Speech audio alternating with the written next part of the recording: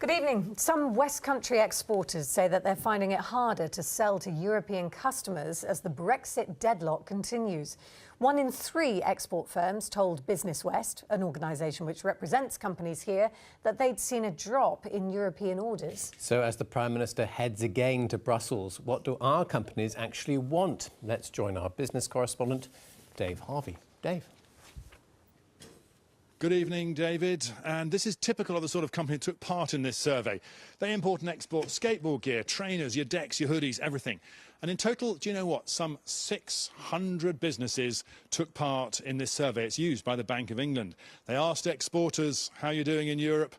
33% have seen their orders decline. It's really hitting confidence. 62% of companies feel much more negatively about the UK economy. That's double where it was a year ago.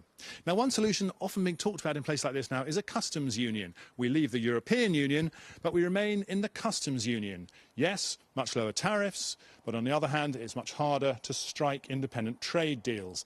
We could, of course, do nothing of the sort and trade under World Trade Organization rules. Well, here, they've done the maths. WTO deal at the moment is going to cost us between £600,000 and £700,000. Every pair of trainers, every hoodie, every skateboard pays duty when it comes into this huge warehouse. Leave the EU, they'll pay again when they're sold in Spain, France or Germany.